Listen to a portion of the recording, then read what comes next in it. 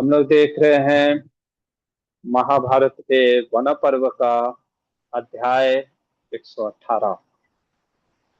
और आज हम लोग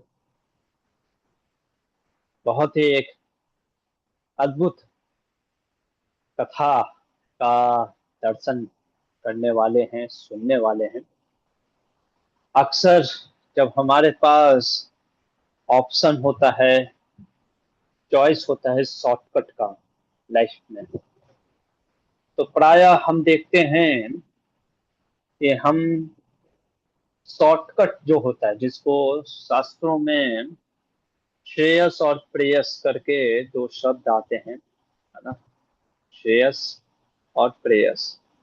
जैसे आप देखेंगे भगवत गीता में भी अर्जुन भगवान से कहते हैं कि मुझे श्रेयस मार्ग बताइए। श्रेयस मार्ग मतलब जो कि अल्टीमेट गुड होता है, लॉन्ग टर्म कह सकते हैं, है ना।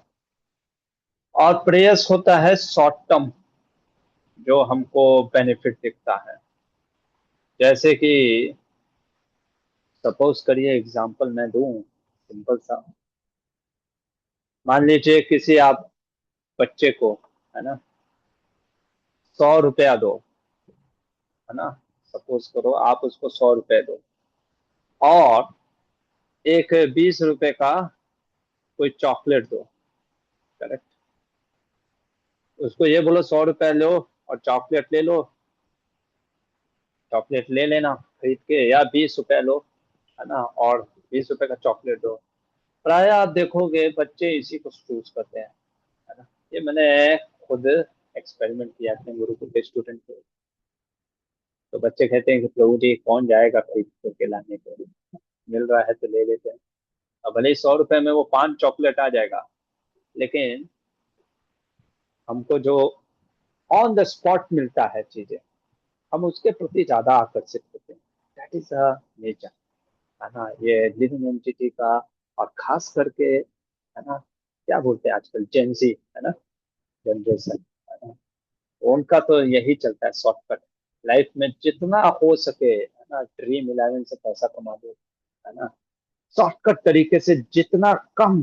एफिशिएंसी का मतलब क्या होता है, उनका अर्थ ये होता है कि जितना कम में से करो और ज्यादा से ज्यादा पैसा कमा लो, चाहे वो धर्म का मार्ग हो या ना हो।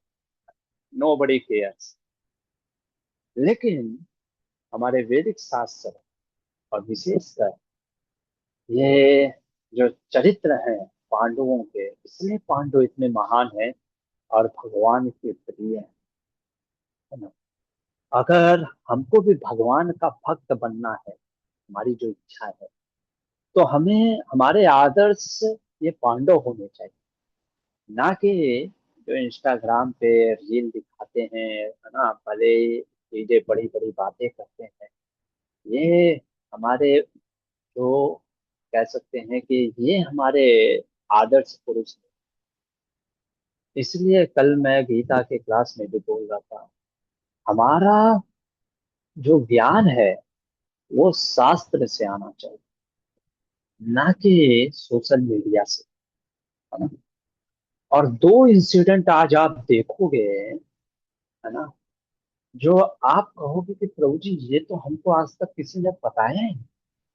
वास्तव में ये चीज का वर्णन, इवन दो आप देखेंगे जितने भी महाभारत के ऊपर सीरियल्स भी बने हैं ना, वो भी इन चीजों को वर्णित नहीं करते, या इस चीज को नहीं बतला पाते हैं या नहीं समझा पाते, है ना। कारण क्या है? हो सकता है उन्होंने कभी सही गुरु और शास्त्रों का अध्ययन नहीं किया है, और या तो कई बार खुद चेतना बहुत नीचे की स्तर की होती है, तो हम क्या करते हैं, उसी स्तर का लेकर के चीजों को प्रेजेंट करते हैं। बट चूंकि हमारे साथ श्रीपाद मध्वाचार्य का महाभारत तात्पर्य निर्णय भी है, तो उससे भी हम आपको दिखाएंगे। भले ही श्रीपाद मध्वाचार्य ने 4 श्लोकों में इसको, इस कथा, इस प्रसंग को समराइज किया है, लेकिन उन 4 श्लोकों में श्रीपाद मध्वाचार्य जी ने बहुत सुंदर संदेश दिया। आइए इस वन पर्व की कथा को प्रारंभ करते हैं। तो जैसा कि आपको पता होगा, याद होगा, परशुराम जी की कथा हुई थी पिछले प्रसंग में। और हमने देखा कि पांडव तीर्थ यात्रा पे निकले हुए हैं, अलग अलग तीर्थों पे जा रहे हैं, है ना। तो अनेक तीर्थ पे पहुंचे, और तीर्थों की यात्रा करते करते पांडव थोड़े दक्षिण से होते हुए पश्चिम की तरफ बढ़ते हैं और पुनः प्रभास क्षेत्र में आ जाते हैं। तीर्थम प्रभासम समुपाजगम, है ना, जैसे कि आप देख रहे हैं यहाँ पे। ये महाभारत के वन पर्व का अध्याय 118 का 15वें नंबर का श्लोक। अभी इसके ऊपर श्रीपाद मध्वाचार्य अपने महाभारत तात्पर्य निर्णय में बड़ा सुंदर एक चीज बोलते हैं। क्या बोलते हैं, आइए उस चीज को भी हम देखने का प्रयास करते हैं। श्रीपाद मध्वाचार्य कहते हैं कि देखो, पांडवों ने पृथ्वी प्रदक्षिणत्य, है ना, पृथ्वी का प्रदक्षिण किया। कैसे किया, है ना, पूरा हमने देखा सारे तीर्थों को प्रदक्षिणा करके। उनका उद्देश्य क्या था, है ना, क्या, जैसे कल भी हम बता रहे थे, हमारा उद्देश्य क्या होता है, हम किस लिए नाम जप कर रहे हैं, किस लिए भक्ति कर रहे हैं, किस लिए मंदिर जा रहे हैं, किस लिए हम तीर्थों में जा रहे हैं, वृंदावन में जा रहे हैं, ये बहुत मैटर करता है। हमारा इंटेंशन बहुत मैटर करता है, क्योंकि कृष्ण भावग्राही जनार्दन है, हमारे भावनाओं को वो बहुत देखते हैं। पांडवों का उद्देश्य इस पूरे तरीके से, है ना, यथा क्रमत एव विधाय पाथा, हाँ, पूरे तरीके से जो वो, है ना, विधि को पालन करते हुए सारे जो तीर्थों में जा रहे हैं, उसका एकमात्र उद्देश्य है संपूज्यतेषु निखिलेषु हरिम सुभक्त्या कृष्णे, है ना। हरि, कृष्ण हरि की भक्ति को बढ़ाने के लिए वो इन तीर्थों में जा रहे थे, और फाइनली पहुंचे प्रभास क्षेत्र में, जहां पे वो कृष्णे समर्पितुम उपारत प्रभासम, अपना जो ऑफरिंग है, मतलब कि जो तीर्थों का सारा जो भी उन्होंने पुण्य इत्यादि जो भी उनका उद्देश्य था, उसका एकमात्र लक्ष्य था कृष्ण के प्रति उनकी भक्ति बढ़े, और उसी को समर्पित करने के लिए वो कृष्ण के से मिलने जा रहे थे प्रभास। कितना सुंदर हमारे लिए एक संदेश है। क्या हम तीर्थ वृंदावन मायापुर कोई भी यात्रा करते हैं, हमारा उद्देश्य क्या कृष्ण की भक्ति बढ़ाने के लिए है, सोचना चाहिए। हम किस उद्देश्य से हम तीर्थ यात्रा पे जाते हैं। तो ये प्रभात क्षेत्र पहुंचे, प्रभात क्षेत्र पहुंच करके वहां पे स्नान किया, है ना, पितरों को तर्पण किया, है ना, और ब्राह्मण भी आए हुए थे उनके साथ, लोमस ऋषि भी थे, सभी थे। वर्णन आता है महाभारत में कि लगभग, है ना, 12 दिनों तक, है ना, सद्वादशाहम जलवायु भक्ष, 12 दिनों तक युधिष्ठिर महाराज शिव जल और वायु पी करके रहे, और चारों ओर आग लगा करके मानो तपस्या में लगे हुए थे। उसी समय क्या हुआ, पांडवों जब इस प्रकार से तपस्या में लगे हुए थे, भगवान कृष्ण बलराम जी सभी ने सुना कि युधिष्ठिर पांडव सब तपस्या में लगे हुए प्रभास क्षेत्र में। प्रभास आपको पता होगा द्वारिका के बगल में ही है ना? जो लोग गुजरात से होंगे उनको पता होगा, और नहीं तो आप भी अगर कभी गए होंगे द्वारिका के दर्शन के लिए। सारे जो वृष्णि वंश थे, यदु वंश थे, यादव, सारे के सारे सैनिकों के सहित सभी लोग युधिष्ठिर से मिलने चले गए, क्योंकि एक संबंध भी है। क्योंकि यदि आपको पता होगा, कुंती महारानी जो है वो वसुदेव की बहन है, सगी बहन है। और यदि आपको एक कथा याद होगी तो हमने बताया था, जब पांडवों का जन्म हुआ था तो वो लोग वहां पे वनों में थे उस समय, और उनके नामाकरण जात संस्कार के लिए वसुदेव ने ही कश्यप मुनि को भेजा था। खैर, वापस आते हैं। जब सारे वृष्णि वंश पांडवों लोगों को देखा पृथ्वी पे सो रहे हैं, सारे अंग में धूल मिट्टी लगी हुई है, द्रौपदी को देखते हैं कितना कष्ट में है, रोने लग गए, है ना।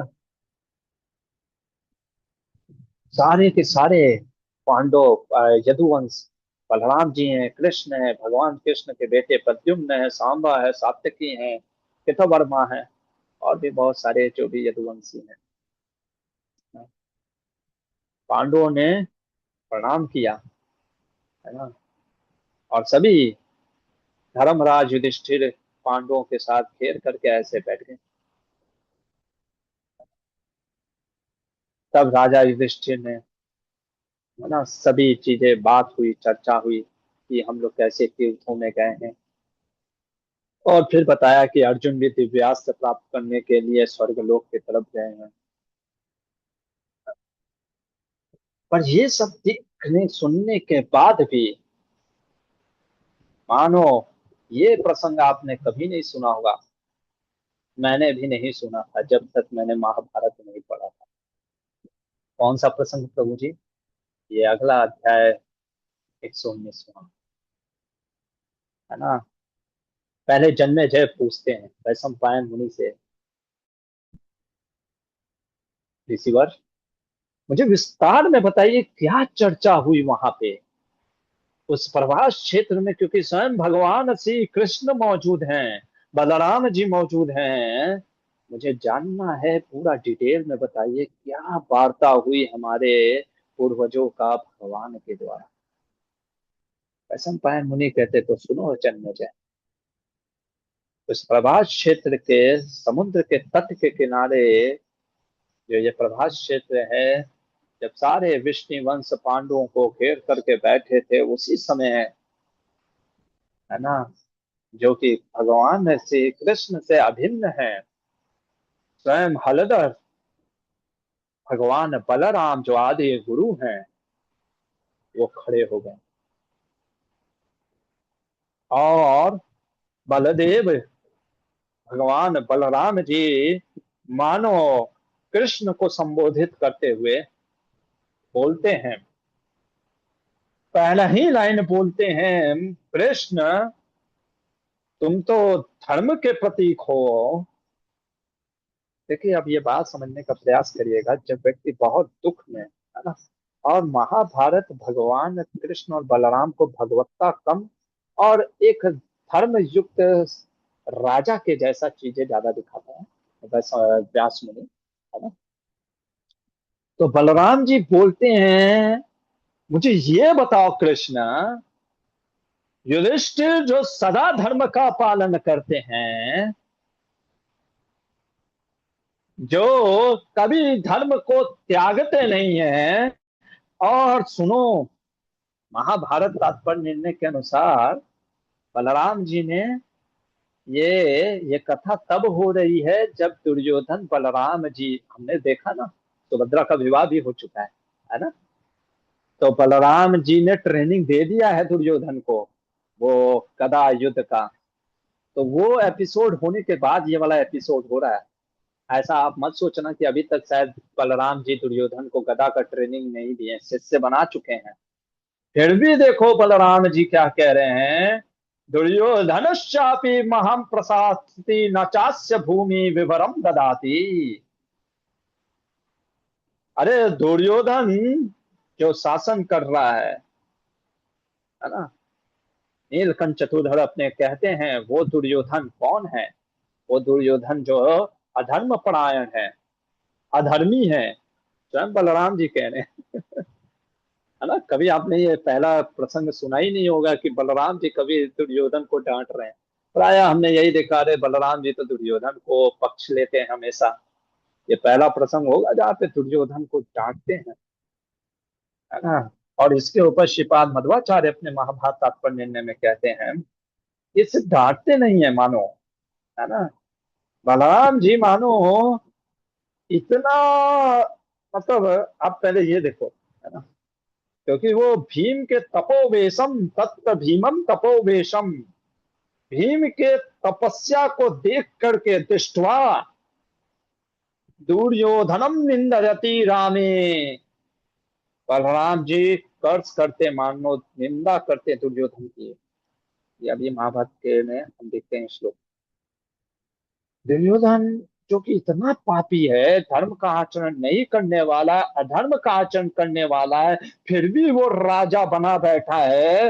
हे कृष्ण, मुझे ये बताओ, क्या इसको देख करके, इसको सोच करके शंका मिथा सजानिता नराणाम, क्या प्रजाओं में ये शंका नहीं आएगा कि मुझे धर्म का आश्रय लेना चाहिए या धर्म का? होता है ना, आजकल लोग कहते हैं प्रभु जी वो देखिए, वो अधर्मी व्यक्ति इतना आगे बढ़ रहा जा रहा है ना, और हम धर्म का कार्य कर रहे हैं, हम भक्त हैं, हम नाम जप कर रहे हैं, फिर भी हमारे जीवन में कष्ट आ रहा है। तो संदेह नहीं होगा, प्रजा ये नहीं सोचने लग जाएगी।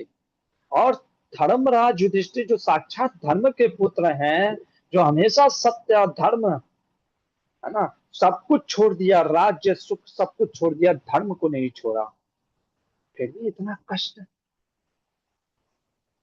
इतना नहीं, बलराम जी ने, भगवान वो तो खुद भी बोल सकते हैं, कहते हैं ये भीष्म, कृपाचार्य, द्रोण, ये सब बड़े बड़े राजा धृतराष्ट्र, ये कैसे सुख पा रहे हैं? इनकी बुद्धि पाप में लगी हुई है। कोई बोल नहीं रहा है दुर्योधन को, है? या इन लोगों की आंखों में धूल पड़ा हुआ है, देख नहीं पा रहे हैं? क्या इनको ये दिख नहीं रहा है कि इनके पाप का क्या परिणाम होने वाला है?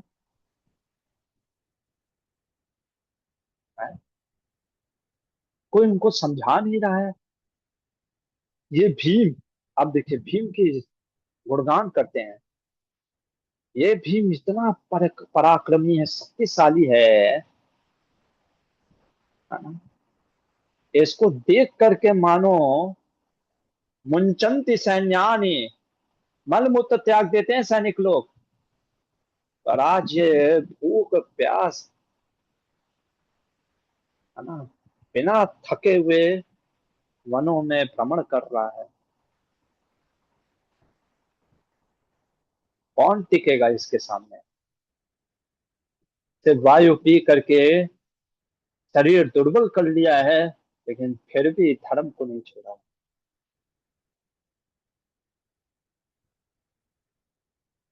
फिर द्रौपदी का बलराम जी कहते हैं, जो यज्ञ से उत्पन्न हुई है ना, यज्ञ से जो, मतलब कि जिसका जन्म ही इतना महान है, फिर भी इतना दुख,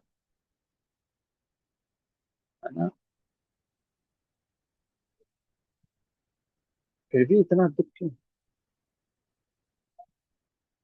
ये धरती फट क्यों नहीं जाती, और उसमें दुर्योधन जैसे लोग समा क्यों नहीं जाते?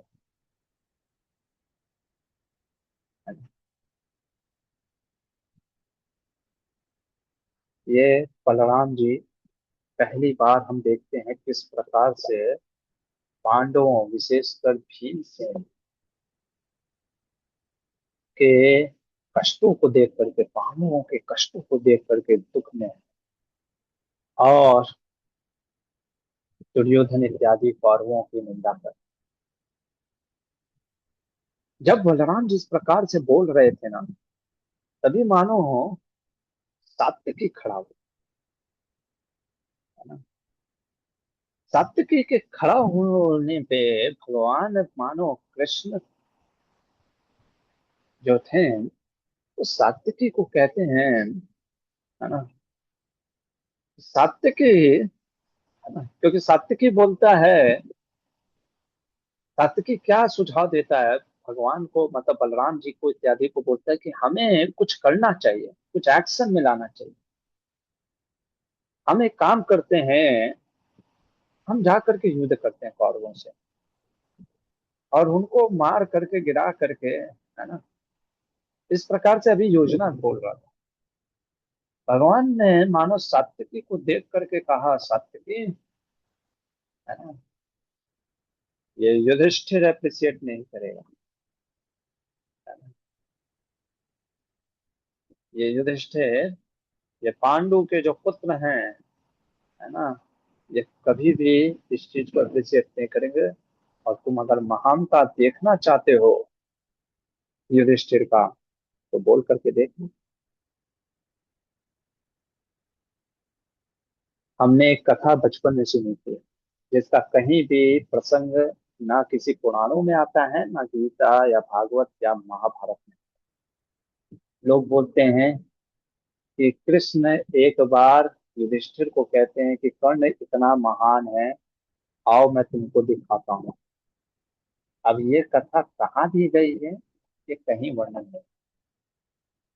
ये कथा कथित आजकल के मॉडर्न जो स्कॉलर्स होते हैं ना, ये ऐड कर दे कर्ण को महान दिखाने के। लेकिन यहाँ पे हम देखते हैं महाभारत हो, महाभारत आपका निर्णय, जिसमें भगवान श्री कृष्ण जो है, आप खुद सोचो, जो व्यास देव जो स्वयं भगवान है, जो अपने पहले ही श्लोक में महाभारत के में लिख रहे हैं, कर्ण जो है अधर्म का मूल शाखा है, भगवान उसकी तारीफ करेंगे? कभी लॉजिक आपने लगाया है? पूछना चाहिए लोगों से कि तुम ये जो स्टोरी बता रहे हो कि जहाँ भगवान कृष्ण कर्ण की महानता को बतला रहे हैं, पूछना चाहिए कि ये कहाँ से, किस श्लोक से, किस प्रसंग से, गीता या भागवत के, महाभारत के प्रसंग को कुछ बता दो। पर सबसे बड़ी बात ये है ना, हमारे शिला प्रभुपाद जी कहते हैं, बात ये है कि हम नहीं समझना चाहते हैं, हम चीट होना चाहते हैं, इसलिए हमको चीटर मिलते हैं, टीचर नहीं। सिंपल सा चीज। हमारा, हम भक्तों का आज कैसा हो गया है, हमें बस नया चीज सुनने को जहाँ मिलता है हम उसको लाइक कर देते हैं, या अगर उसके फॉलोअर्स या उसने अगर ज्यादा लोगों ने व्यू किया है तो उसको हम सही मान लेते हैं, है ना? ऐसा नहीं है। तो सत्य की खड़ा होता है, सत्य की खड़ा होकर के बोलना प्रारंभ करता है बलराम जी से पहले। सत्य की कहता है, बलराम जी, है ना, अब समय विलाप करने का नहीं है ना, न रामा काल परिदेवनाया। हे बलराम जी, अब कुछ करना है ना? युधिष्ठिर महाराज भले ही कुछ ना बोले, पर हम इस समय समय व्यर्थ नहीं कर सकते हैं, है ना? अरे, जहां आप हैं, जहां भगवान कृष्ण है, जहां प्रद्युम्न है, क्या उनको कोई हरा सकता है क्या?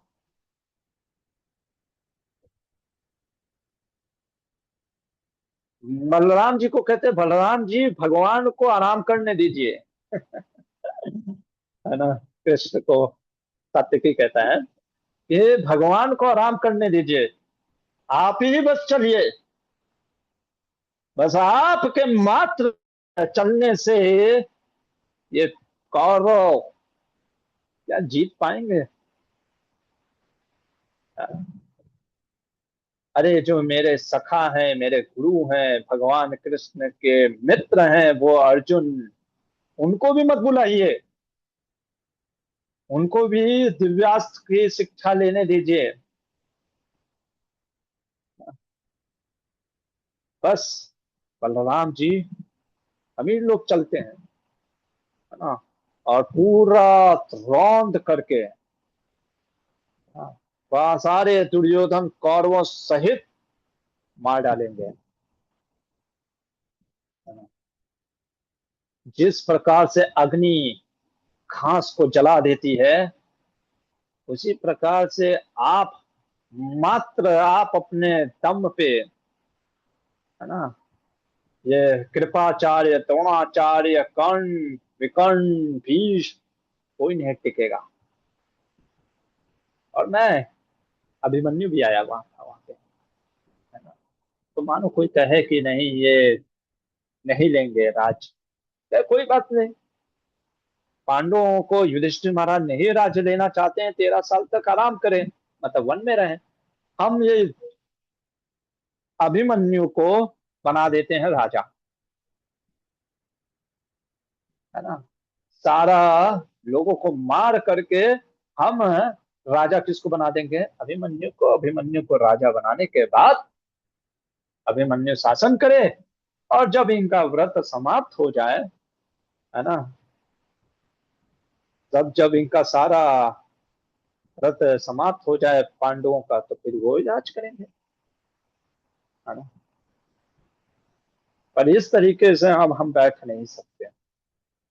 सारे के सारे विष्णु वंश बलराम जी भी रेडी हो गए, हामी भर दिए, कहे चलो फिर। अब आप सोचो, आपके लिए भगवान, मतलब बलराम जी अभिन्न है ना कृष्ण से।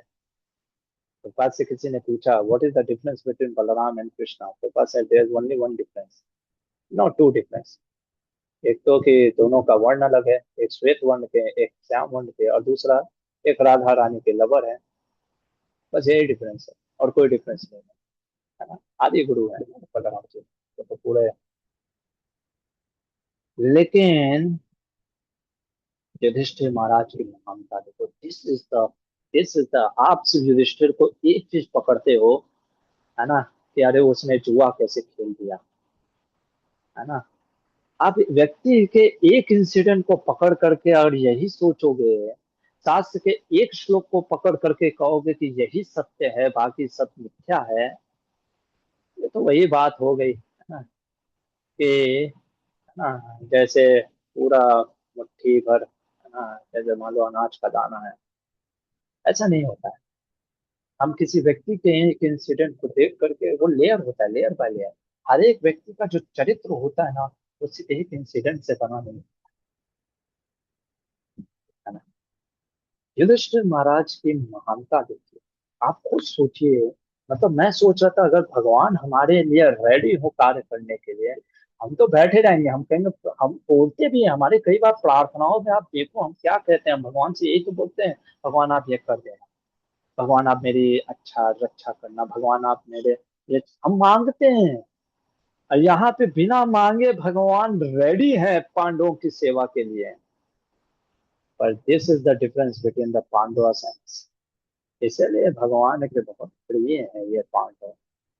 हम कहते हैं ना भगवान उनके साथ क्यों है, भगवान हमारे साथ भी है। पर क्या हमारे अंदर वो क्वालिटी, वो डिवोशन, वो कैरेक्टर, वो धर्म के प्रति जो प्रेम है, वो हमारे अंदर है क्या? हम हमेशा बात करते हैं अपने राइट की, है ना, पर क्या हम रिस्पॉन्सिबल भी हैं? जैसे आजकल जेंजी अपने मांगे की बात करता है, हमारी मांगे पूरी हो, पर क्या आप उस चीज के लिए रिस्पॉन्सिबल भी हो, है ना। Are you responsible? ये चरित्र इतना सुंदर है युधिष्ठिर महाराज का। युधिष्ठिर क्या बोलते हैं, इस पढ़ना चाहिए। मात्र युधिष्ठिर के वचनों को पढ़ने से, सुनने से ना, हमारे अंदर वो क्वालिटी डेवलप होता है। युधिष्ठिर कहते हैं, नेदम चित्रम माधव यत प्रवीसी, सत्यम तुम्हें रक्षतम न राज्यम, कृष्णस्तु मां वेदम यथावदेकः, कृष्णं च वेदहाम अथो यथावत। ये सात्यकी, तुमने जो भी कहा, मुझे कोई डाउट नहीं है कि तुम लोग वीर हो, और तुम लोग निश्चित, है ना, तुम निश्चित ही विजय प्राप्त करोगे, इसमें कोई डाउट नहीं है। ऐसा नहीं कि युधिष्ठिर महाराज को डाउट है, अरे नहीं बाबा ये लोग गए, हार गए, है ना, तो और बदनामी हो गई। नहीं, मुझे डाउट नहीं है, आप निश्चित हरा दो। लेकिन मेरा क्या है ना, मुझे धर्म के प्रति लोभ है, मेरा सत्य के प्रति लोभ है। और कितना सुंदर बात कह रहे हैं, कहते हैं, कृष्णस्तु मां वेद यथा वदेता, एक कृष्ण है जो मुझे जानते हैं, है ना, मेरे यथार्थ रूप से कृष्ण मुझे जानते हैं। यानी ये कृष्ण को कह करके मानो युधिष्ठिर ये कह रहे हैं, मैंने जो जुआ भी खेला ना, जुए में द्रौपदी को जो दांव भी लगाया है, वो कृष्ण जानते हैं क्या। देखिए ये स्टेटमेंट बोलना बहुत आसान नहीं है। हम कई बार बोलते हैं ना, हम भगवान के लिए कार्य कर रहे हैं, हम भगवान के लिए कार्य कर रहे हैं, भगवान टेस्ट करेंगे, ये स्टेटमेंट याद रखना। आप जो बोलते हो ना कि मैं गोविंद जी के लिए कार्य कर रहा हूँ, गोविंद जी पक्का टेस्ट करेंगे, और ये मेरा एक्सपीरियंस है। मैं रटा रटाया चीज नहीं बोल रहा हूँ, ये मेरा अनुभव है। आप ये स्टेटमेंट बोलते हो ना, तो गोविंद जी सही में टेस्ट करते हैं, इसलिए सोच के बोलना। क्योंकि यही युधिष्ठिर को टेस्ट करेंगे भगवान, है ना। जब युधिष्ठिर को भगवान कहेंगे झूठ बोलो, और उस झूठ बोलने के कारण युधिष्ठिर को नरक देखना पड़ा। पर युधिष्ठिर ने एक स्टेटमेंट दिखा दो जहां पे कृष्ण को ये बोला हो कि प्रभु आपके लिए मैंने झूठ बोला था, फिर भी मुझे नरक क्यों देखना पड़ रहा है। युधिष्ठिर कुछ नहीं बोलता, क्योंकि जब तुम कह रहे हो कि मैं भगवान के लिए कर रहा हूँ, तो जब भगवान तुम्हारे लिए, तुम कह रहे हो ना कि भगवान के लिए मैं कर रहा हूँ, मैं सारा मेरा सब कुछ कृष्ण के लिए समर्पित है, तो फिर जब कृष्ण टेस्ट करेंगे तो फिर तुम घबराते हो, है ना। इसलिए बड़ा सोच के बोलना चाहिए, है ना। ये बोलो कि मेरी इच्छा है प्रभु, पर हाँ हाँ, मैं चाहता हूँ कि मेरी इच्छा एक दिन आपकी जो इच्छा है वो मेरी इच्छा हो जाए। पर अभी तो सही में, डोंट डोंट ना, मतलब ब्लफ, ब्लफ समझते हैं हिंदी में क्या बोलते हैं ना, छल मत करो। कृष्णा सब जानते हैं, है ना। भगवान गीता में कहते हैं ना, आई एम द चीटर। अब मैं चीटरों का भी चीटर हूँ। आप कृष्ण को छलोगे, कृष्णा आपसे भी बड़े छलिया हैं। आप बोलोगे कृष्ण के नाम पे मैं भगवान के लिए मंदिर बना रहा हूँ, भगवान कहेंगे अच्छा मेरे लिए मंदिर बना रहे हो, अभी मैं दिखाता हूँ, है ना। तो युधिष्ठिर कहते हैं मैंने जो भी कार्य किया है ना आज तक, कृष्ण मुझे जानते हैं। और इसलिए आप देखोगे, मैंने पहले भी बताया था, कृष्ण ने कभी भी युधिष्ठिर के ऊपर, युधिष्ठिर को ये बोला कि जुआ क्यों तूने खेला, नहीं खेलना चाहिए, है ना। लेकिन युधिष्ठिर को कभी ये नहीं बोला, कभी एक बार बोला बस, है ना, कि जुआ नहीं खेल, डायरेक्टली भी नहीं बोला, क्योंकि खुद ही व्यक्ति दुखी है ना। आगे बोलते हैं, क्या कहते हैं, कहते हैं कि बहुत सुंदर चीज बोल रहे हैं, ये भगवान माधव जो है, ये कृष्ण जो है, जो लक्ष्मीपति हैं, ये चाहे तो तुरंत कार्य कर सकते, पर ये क्यों नहीं कर रहे, ये पराक्रम क्यों नहीं दिखा रहे हैं, है ना। क्योंकि इनकी बात को समझने का प्रयास करो, मतलब कितना कृष्ण को समझते हैं युधिष्ठिर महाराज, है ना। हम कई बार, मैं सोच रहा था कि हमारे जीवन में जब कष्ट आता है तो हम भगवान पे क्वेश्चन कर देते हैं। देखो, हम भगवान के सर्वशक्तिमान पे क्वेश्चन नहीं करते हैं, प्राय भक्त, क्योंकि जानते हैं भगवान सब कुछ कर सकते हैं, पर हम भगवान के सर्वज्ञता पे, उनके नॉलेज पे क्वेश्चन उठा देते हैं। भगवान ऐसा क्यों करते हैं, मैंने तो ऐसा सोचा था, आप ऐसा क्यों करते हो। पर युधिष्ठिर कह रहे हैं कि भगवान कृष्ण शांत हैं, भगवान कार्य नहीं कर रहे हैं, इसमें भी कुछ रहस्य होगा, है ना। और वो इसलिए नहीं कार्य कर रहे हैं, वो चाहते हैं। तो इसलिए मेरा बस निवेदन है आपसे सात्विकी बलराम जी, आप लोग कृपया करके कुछ ऐसा मत करिए। हम 13 वर्ष की तपस्या करेंगे, और फिर, है ना, इसके बाद जो, फिर मिलेंगे, है ना। उसके बाद जैसा होगा फिर देखेंगे, है ना? हम आप लोग को फिर से देखेंगे, और फिर यादव और पांडव एक दूसरे को अनुमति दे करके, प्रणाम करके वहां से निकलने लगे। मानो कृष्ण भगवान, है ना, विदा करते वक्त युधिष्ठिर, लोमस भाइयों और सेवकों को, है ना, बोलते हुए जा रहे थे, ये है धर्मराज। और क्यों ना भगवान इतना प्रेम करे पांडवों से, क्या हमारे अंदर वो चरित्र है। हम क्वेश्चन उठा देते हैं कि अरे वो भगवान उससे क्यों इतना प्रेम करते हैं, क्या हमारे अंदर वो क्वालिटी है, इसीलिए भगवान इतना प्रेम करते हैं पांडवों से। और इसलिए जब दुर्योधन बोलता है ना कि, दुर्योधन चालाकी कर रहा था भगवान से, ताकि आइए शिशुपाल के घर जब भगवान जाएंगे हस्तिनापुर, है ना, तो भगवान को बोलता कि आइए हमारे शिशुपाल के राजभवन में रखिए, 56 भोग खाइए। भगवान ने कहा, देख दुर्योधन, मेरे को पता है तू क्यों बोलूंगा है। तो इसलिए कर रहा है क्योंकि तू दिखाना चाहता है दुनिया को कि मैं शांति दूत बन करके तो आया हूँ, पर पांडवों का पक्षधार हूँ। तो सुन ले, मैं हाँ हूँ पांडवों का पक्षधार। दो जगह व्यक्ति खाना खाता है किसी के घर में, या तो प्रेम हो और या तो भूखा हो। भूख तो मुझे लगी नहीं है। मैं लक्ष्मीपति हूँ। और दूसरा प्रेम, प्रेम तो है नहीं, क्योंकि तू पांडवों से प्रेम नहीं करता। जो पांडवों से प्रेम नहीं करता वो मुझसे प्रेम नहीं करता। इसी को प्रभुपाद जी कहते थे ना, जब हम भक्तों से प्रेम करना नहीं जानते और हम फिर भी डंका पीट रहे हैं कि हम राधा रानी के प्रेमी भक्त हैं, हम कृष्ण के प्रेमी भक्त हैं, ये सिर्फ दिखावापन है। If you don't know, Prabhupada used to say, if you don't know how to love the dog, then you cannot love the master, है ना। अगर आप भक्तों से प्रेम करना नहीं सीख पाए हैं और आप डंका पीट रहे हैं कि यूट्यूब और इंस्टाग्राम में कि हम बहुत बड़े भक्त हैं, that is just a superficial.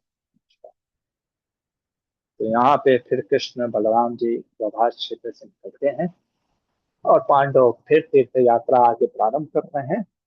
देखते हैं अब किस तीर्थ की तरफ वो एंटर करता है। हरे कृष्ण, यहीं पे रुकते हैं। किसी का कोई प्रश्न?